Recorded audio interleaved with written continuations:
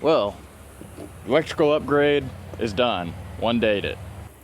So that is a relief to have my system on a 200 amp service now. None of that old breaker panel that was all sketchy, only a 60 amp service. This is honestly pretty overkill for what this house pulls, I think. That's how I feel. That's how my electrician felt also. But now I can add as many outlets as I want. I can add a 220 outlet on the outside. I can run welders. I can do anything now. So there's my new meter base. They installed an outlet on it. That'll probably be nice at some point. And then I've got a new 200 amp service disconnect on the exterior of the house. And I've got a whole new breaker panel on the inside also. But this video is not about the electrical service. This is about how I started thinking about how I have a trench almost all the way to my gas meter. And even though I have no gas appliances and no plans to add gas appliances, this is too good of an opportunity to run a new gas line for me to pass up. So that's what I'm doing today. My old gas line, it's right here. It was compromised before I hit it with the backhoe. Whenever I bought the house, I had my natural gas provider come out here and just check the system. He said there was a complete compromise in the system somewhere. When he turned the meter on, he had no pressure at the fitting inside the house, which means that there was a complete break somewhere. So I already considered myself to have no natural gas here besides at the meter, which, not a problem. I don't have gas heat or gas stove or gas water heater or anything. But in the future someday, who knows, I may want to add a gas appliance, or if I sell the property, I would like for there to be the option for someone to just have a hookup inside the house. So what I'm gonna do is run an entirely new line in this trench and just stub it into the crawl space and cap it, and we'll leave the meter off. Who knows if I'll ever use it, but if anyone ever does want to use it, it'll be there. So I'll show you guys real quick. Obviously, before I had overhead power service, so it went from the top of the pole over here to that weatherhead. And you can see where the power company came yesterday and they just cut it. That weatherhead is retired. I can remove it. I can remove those lines. This cable, if you see this one, that is my internet. So that's the only overhead service I have at this point. But they retired that. They added this new pipe that comes down from the transformer. They buried it from here to here. New meter base, same meter. They moved this off of the old one that's gone off the house now. So we've got a breaker here at this meter, like I talked about, outlet directly on it, new grounding rods, new conduit buried in my trench, my new 200 amp disconnect. This can go away now. That's the old conduit from the weatherhead. We've got the new underground right here. And then inside the house, we got this big new box with all these knockouts where we can still add breakers. So I don't know how many of you guys remember my old panel, but that's how big it was. So from now on, everything new electrical that I do, everything that I do in here, I can tie into this new panel. It won't be all sketchy and old, and it'll be right.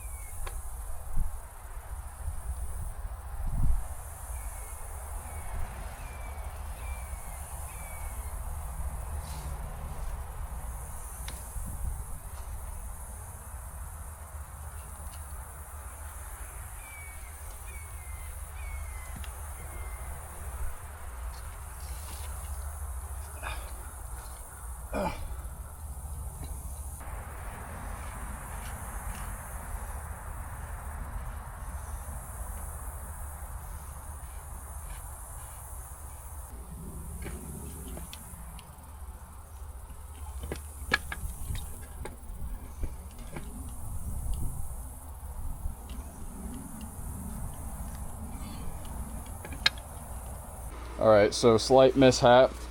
My thought was I could do the riser from the meter down to, you can kind of see my pipe over there, straight pipe all the way, and then I was thinking I could just go straight into the crawl space. What I failed to remember is that right here is the edge of the crawl space.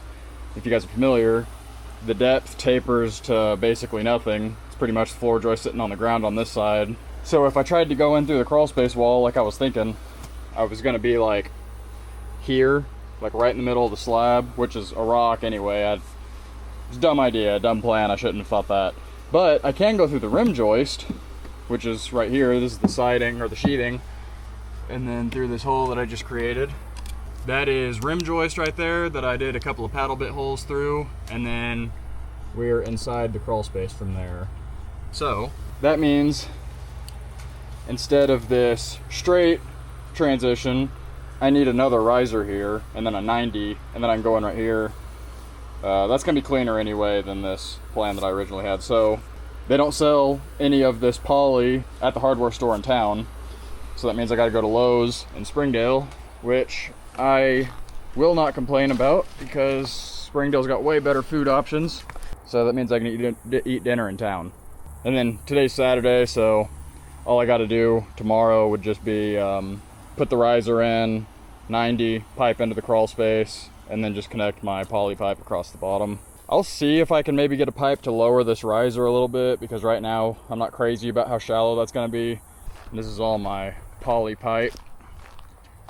Only comes in 100-foot spools, so I'd buy 100 feet, even though I only need about 30. Dug up this PVC pipe. No idea in the world what it is, but I'm not gonna try and figure it out. Also dug up this old perf pipe, which was already broken. I didn't even break it. It was just a piece of it. Someone's flood resolving issues attempts in the past. All right, got everything I think I need.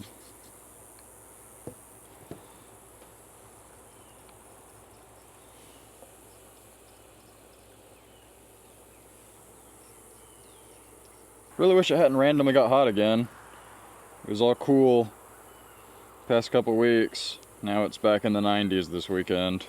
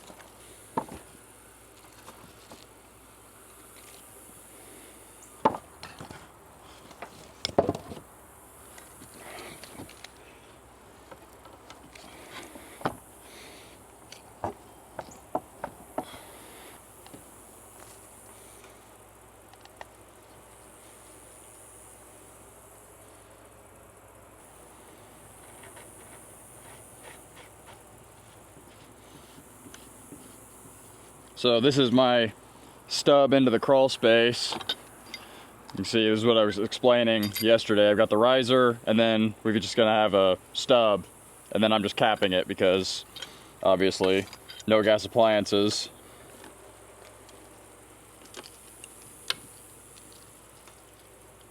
I'm gonna try to not put this on super insanely tight, but definitely don't want it to leak. Right there feels good. Obviously, if I ever do add some gas appliances, that cap will have to come off. So, rest of these joints, ideally, will never be being taken apart. All right, making that up here is a lot easier than trying to do it in the trench.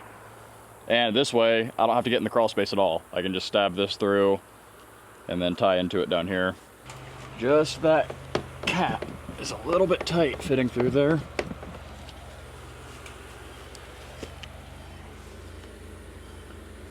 It's just about there. There we go. Nice. Man, that's like air conditioning air blowing out of the crawl space. Like, you can feel that. Literally, probably 72-degree air. All right, nice. Stubbed into the crawl space. Pretty far, too. Plenty to grab on there. Might just have to dig out a little bit more, and we could put this on this riser and get this a lot lower. I'm gonna try it.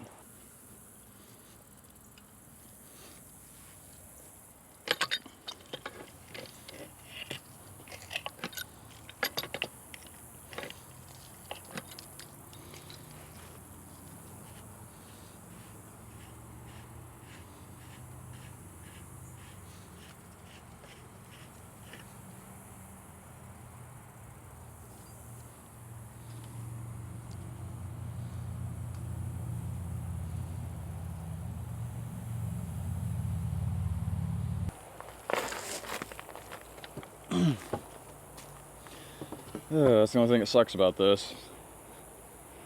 I really permanently put this on here yesterday.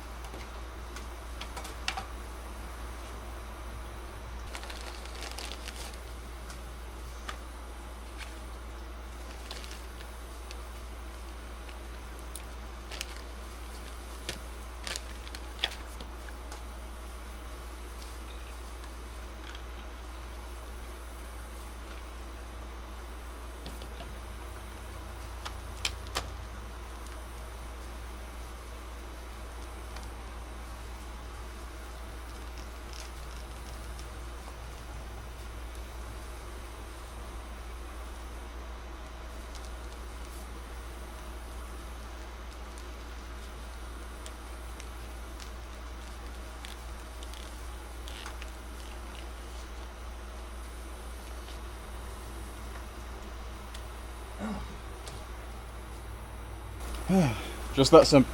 No, it's not. Oh my gosh. Forgot to put the stiffener in there. Okay. Now it's done. Alright, so that's that for now. I am going to have this inspected, hopefully pretty soon, and then get this filled in as soon as I can. So the reason I lowered this so much is because this is just the shortest pre-threaded pipe that I could get, and I obviously don't have a pipe threader, so I couldn't cut it any shorter and thread it. So 18 inches was the best that I could do. But I can't check and see if it's leaking because since my account isn't set up with my energy provider, the meter has a lock on it. So I imagine I'll probably have to have them come out here just to turn it on so that they can test it. Alright, a few days later, it's raining now, but I finally got my inspection today, and the inspector said all good, I can bury it. He pressure tested it, gas line held pressure, no problems. He said everything looks good, and I'm all good to bury it. Of course, now we're getting some rain, but that just makes me extra glad that there's nothing wrong with the gas line, so that doesn't mean I'll have to work in it when it's all muddy. Going camping tomorrow. You guys can see a little bit of a new item back there on the back of the truck. New camping toy. But tomorrow's Friday, so I'm going to leave work early, head out. I'm going to do a two-nighter. Probably make a video on it. I plan to. And then when I get back, see if I can get the tractor back out here from my dad and get this all filled in. So I may have mentioned, my plan is, remember there was a retaining wall here. Obviously it got destroyed in the digging process.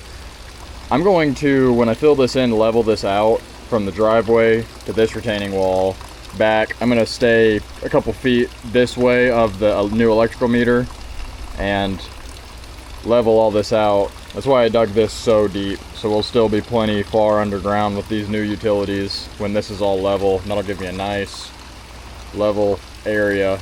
I wish all this stuff wasn't right here so it could be like a driveway, but I can't change anything about that. This is existing. But that can be kind of phase one in the process of eventually leveling this back to the part of the retaining wall up, and I guess it'll kind of radius around down to here. Anyway, there it is. Sorry to keep you guys waiting till the end of the week. I usually try to get my videos out on like Monday night or Tuesday, but I didn't want to do a cutoff without you guys knowing if this was actually going to work or not. But all good. I know how to run gas lines now. So, hope you guys found this somewhat interesting. Another new big step in the right direction. I am so ready for my front yard and carport to not look like this anymore. I'm going on 2 weeks with a big mountain, dirt mountain in the front yard. Tracking mud in the house every single time, walking this cut plywood bridge. Retaining wall still holding up good. It's getting rained on again, another test. Still 0% water intrusion in the house. Haven't even had water get near the house. Hope you guys enjoyed this. Thanks so much for the support. Thanks for watching.